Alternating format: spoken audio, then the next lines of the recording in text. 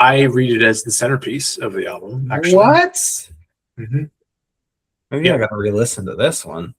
Yeah, I mean, it has an enormous drum section in the middle of it that really does feel like the fulcrum. I heard about it. Is that the song? I heard about it. It's like Phil Collins comes in and like whoever's drummer for Genesis. What was he the drummer for Genesis? I don't know. That is okay. So yeah, it was Phil Collins. I think he actually. You should check the liner notes, see if he has credits on this album.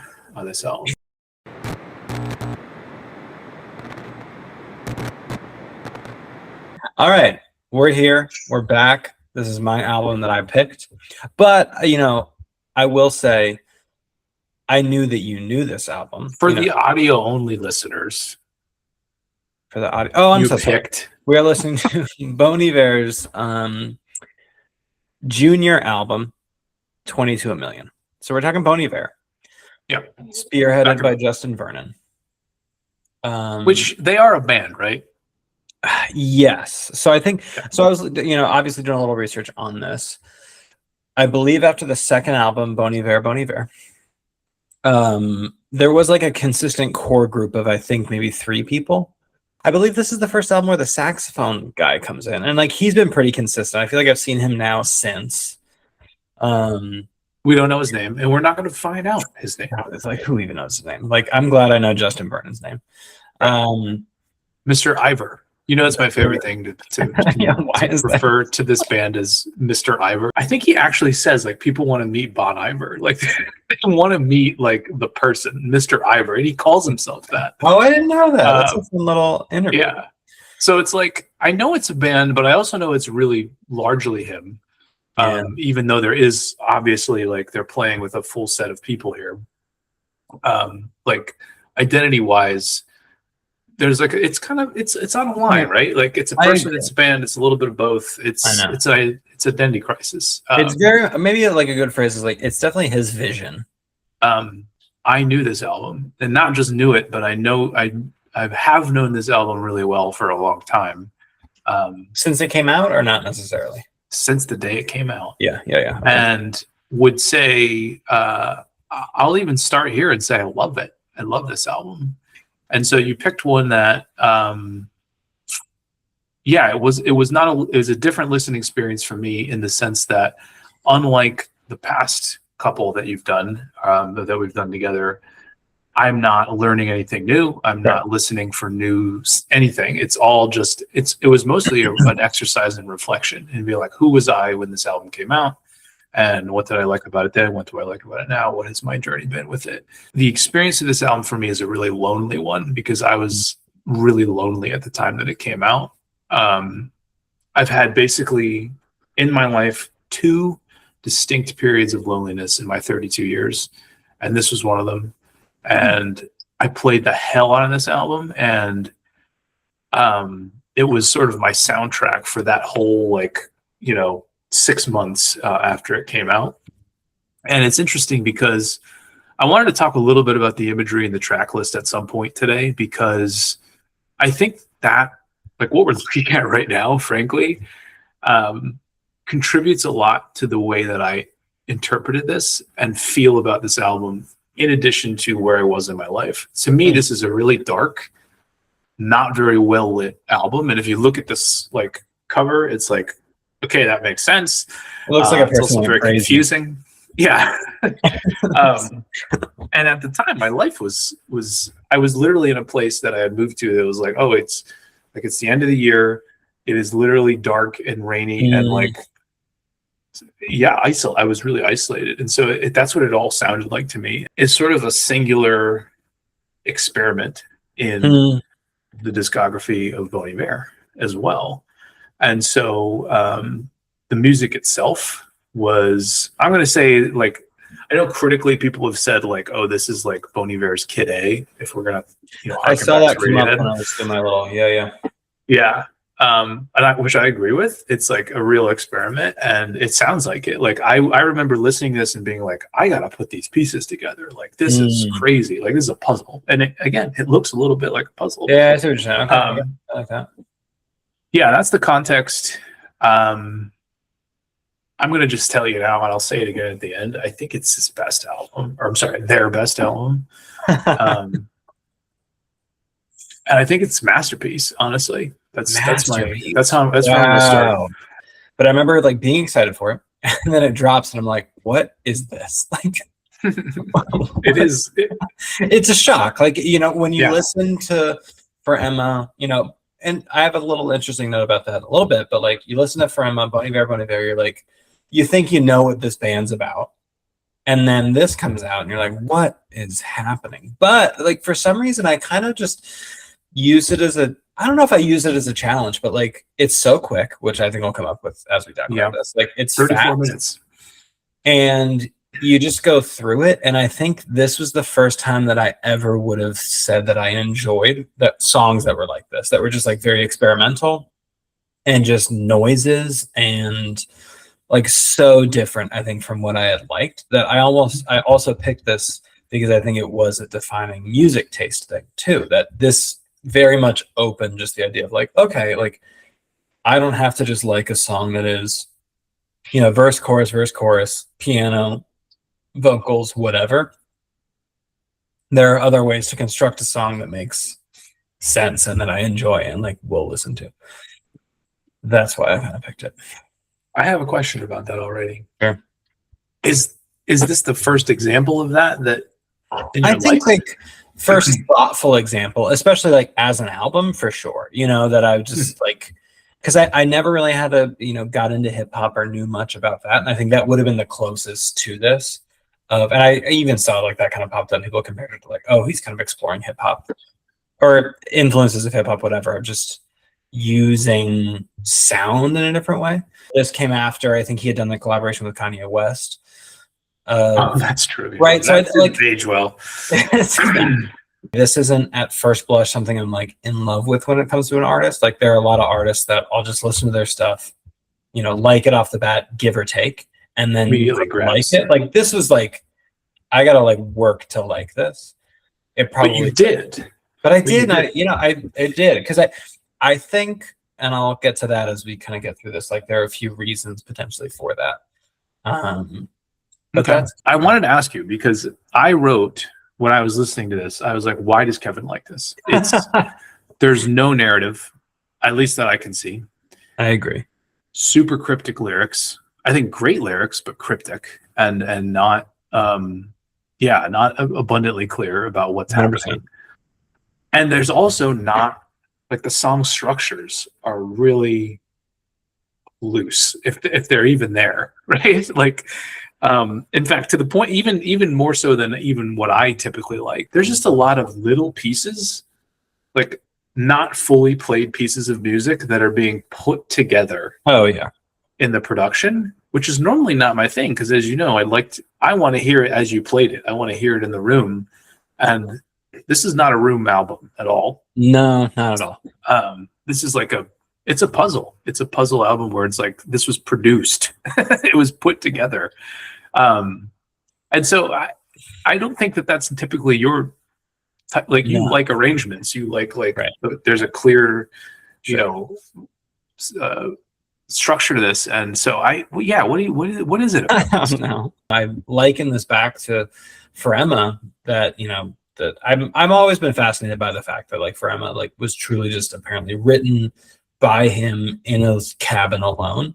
Right. This feels very much like one guy with a mix board or whatever it might be called, like doing it alone and figuring stuff out. So like it feels similar in a lot of ways to that. So it almost like comes back around that yes, it's this digitized thing, but it's the same concept and vibe in a lot of ways. Yeah, I guess that makes sense.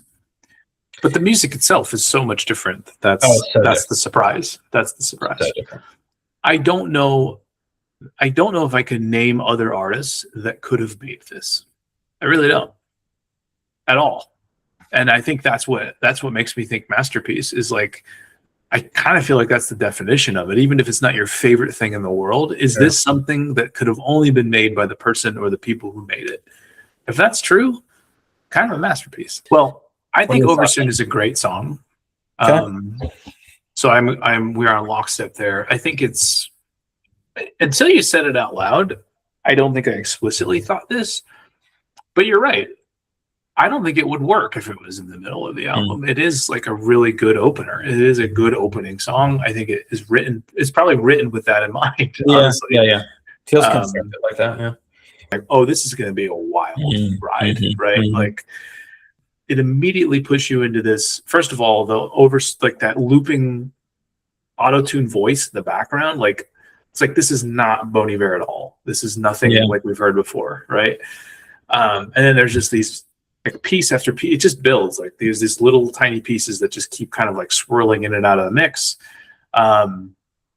Yeah, I don't know. I think it personifies this album really well, and that's what makes it a good opener. Is it's like this is the thesis statement. Yeah, no, I see what you're saying. Yeah, maybe that's also a nice way of putting what I'm kind of subconsciously getting of like, oh yeah, this is setting you up in the same ways I felt it with OK Computer. Like that first song just gets you in the sense of, like, this is what you're gonna listen to, guys. Yes, this is what you're gonna listen to. Yeah, it does it really well. Why are there numbers?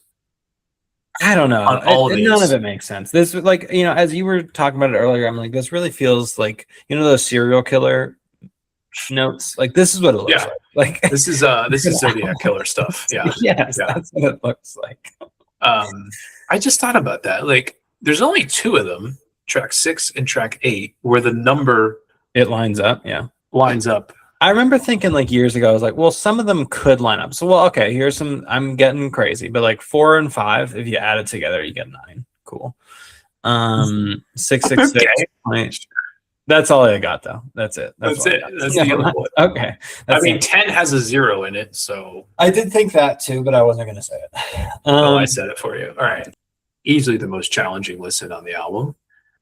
Comes in track 2, which is like kind of bold to be like, we're going to take the one that we think everybody's going to hate and just it's number 2. And we're going to make it loud and we're going to make it abrasive and we're just going to put it right in your face. Like you said, right in your face.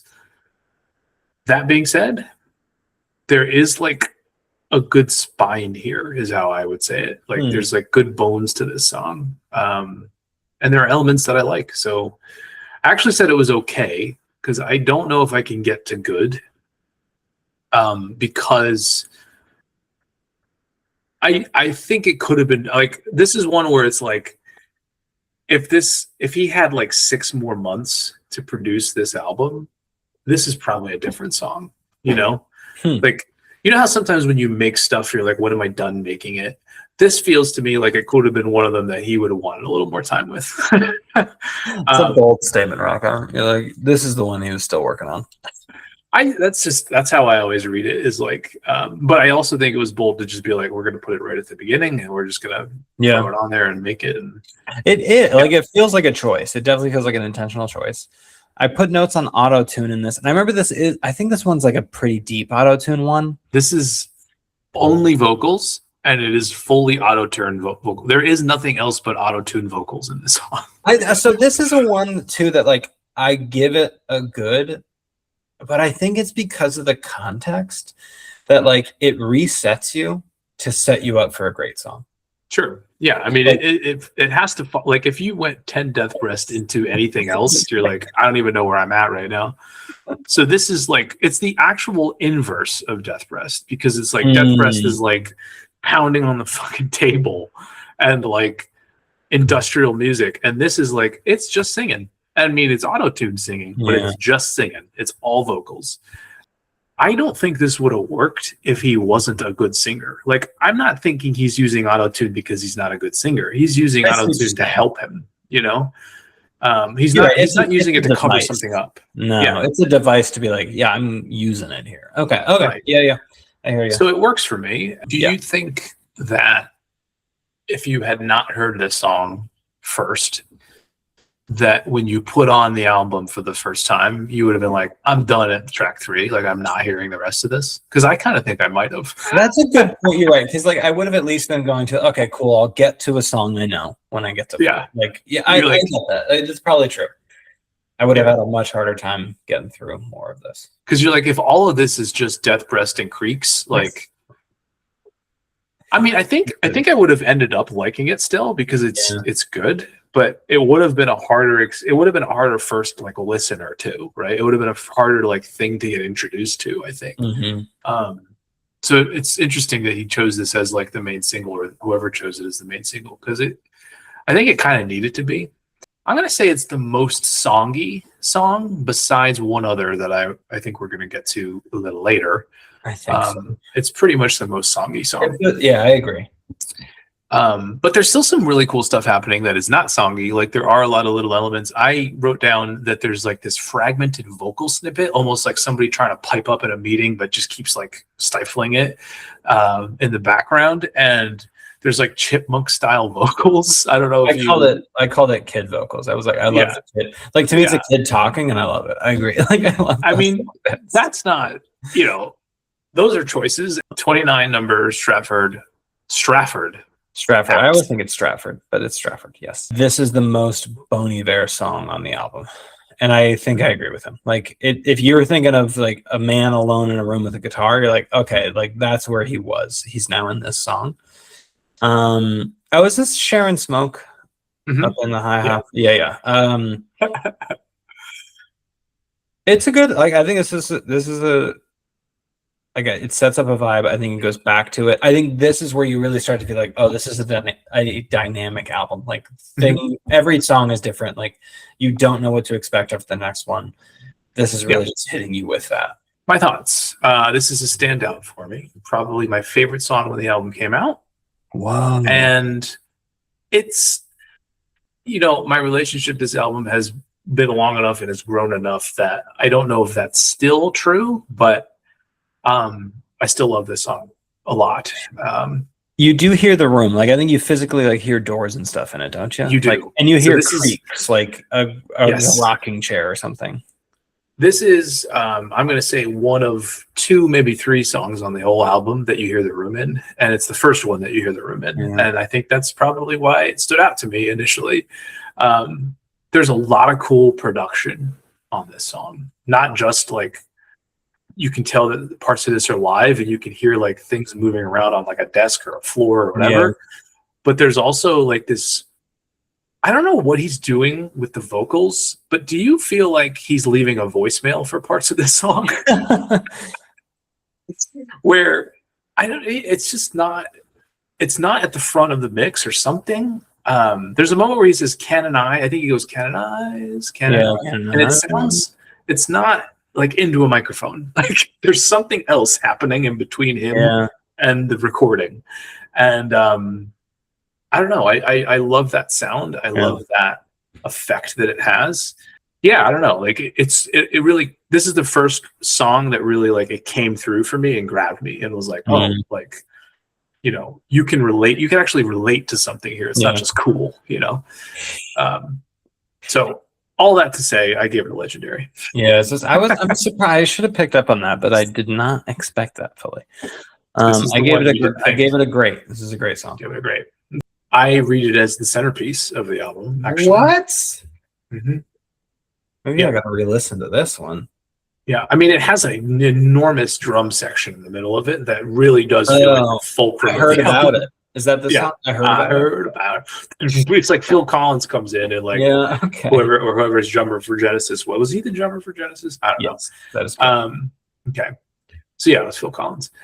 I think he actually. You should check the liner notes, see if he has credits on this album. You think it's Phil Collins? It's exactly his type of drumming. Like, I'll check it. I have the album. I'll go check after this. I read it as like this is the moment where you are like meant to be in a song and like pay attention. So it's interesting that you saw it as like read it as like I'm just getting somewhere. I'm trying to move through this. You're right. As I like listen back to it, I think I was harping too much on the beginning of it. Like I kind of made that, and that's the tough part with a lot of these songs. Like if you just judge it based off the beginning, it's very different when you get to the end. You know who Brian Eno is, right?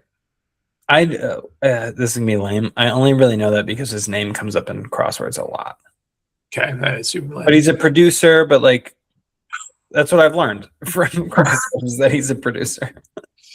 Well, I think Brian Eno would love this song. It's it's atmospheric. It's like music for airports, is what he, his album where he's like, very atmospheric sort of background type music.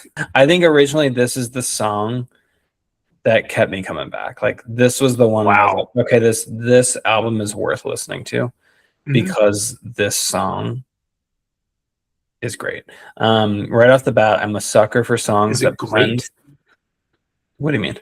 Or is it legendary? Oh, this is a legendary song. 100%. Okay, thank you. This is absolutely legendary. I don't know. We are on the same page. Like, I'm a sucker for, they start off and it blends together. Like you smoothly transition into the song. I really like that. And it just so well builds tension throughout. And even today I was listening to it and I was trying to figure out like, okay, like you almost think it's a 5-minute long song. So this is actually the longest. This is long. But it doesn't feel that way to me. And in my head, I was like, oh, well, the kind of release of it must come maybe 3 minutes in or something. It's truly 4 minutes and 30 seconds in that you finally get that final like hit, which is kind of shocking that you can be into it for that long, like feel as though it's so cathartic. It could keep you for that long. Yeah, even though you're really getting this 30-second payoff and then it's over. To me, this is very much similar to Prom Song from Pile. Like it's that same kind of, you're building up and then you have that like amazing moment. Yeah. And it just makes it worth it. Yeah. We're lockstep on this.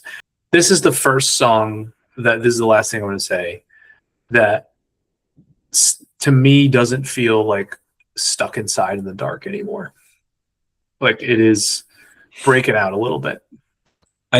So I agree that when I was listening to this again with this lens of like, okay, it's him processing, stardom and like, who is he? Those types of things. Like this is, what did I kind of say? This is the acceptance. Like, okay, I've now made it to exactly. This is really the aha Jesus moment. Like he's like, it is the aha Jesus moment. I think 9 is a sneaky legendary song. I almost gave it legendary. But I didn't feel like I could have 3. But because you're giving me permission, I'm going to change it right now, and I'm going to say it is a legendary song. It's sneaky. Like I think even like again, I earlier listening to this would just listen to 8 and just feel like I was in such a high that I'm kind of like not really paying attention to this song. But it is also a great tension and release song. It's so good, and it is just like sax and vocals basically. I mean, there's probably some other weird stuff in there, but production wise, but that's really what's happening. Yeah. And man, the vocals are so good. Like the chorus of like it all coming together. Like it's not just like one voice, right? Like at the end where it's like this choral, thing going on. It's so good. It's legendary because I think it's a survival song. I think it's like I made it through the other side of something. Which kind of plays hand in hand with 8 of like kind of breaking through a little bit. And so I hear that 100%. I love the like is it carved or caught in fire? So this is what I love about it is for a while it sounds like caught. I'm pretty sure it's carved. And maybe it's a little of both. I don't know. This is the type of album closer that Bon Iver writes is like it's rarely a really definitive statement.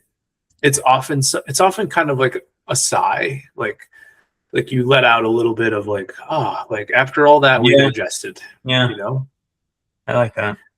It's definitely an acceptance song, and like there's a resolution to it. I think that's what it is. There's a resolution to it. It's a saxophone album. It's a vocal performance album. It's an auto-tune album. It's a piecemeal Frankenstein type album. Sure. And somehow gives me the raw human emotive feel to it, that it doesn't feel like it came out of a laptop. On some of these songs, like 8 and like 000 million and like Stratford Apartments, I can hear the room enough that it brings me in. The fact that it does all of that in 34 minutes is really, I mean, again, I come back to masterpiece. Like I don't understand how it was possible. It feels like it should have fallen apart in places that it just never really does. I mean, even on the risks like Death Breast and Freaks and Moonwater, where it's like, like I could take it or leave it. Like there's still cool stuff there. There's cool stuff on all of them, and it feels like if you took the song out, it wouldn't be the same. you know? Yeah. Yeah, it doesn't do enough to lose you. Like, I agree. If there was a second song like Death Breaths right after, you're like, oh, okay, like I'm kind of out now. But like I'm kind of out. things are over fast enough, and Yeah. it's just interesting. I think this is a perfect encapsulation of like the medium between us. Like Yeah. that somehow this overlaps that we both like it. Like This is the overlap album. Yeah. I had the same thought of like, and I don't know if we like different things about it or the same things, but it just happens to like scratch the right itch for both of us. Right.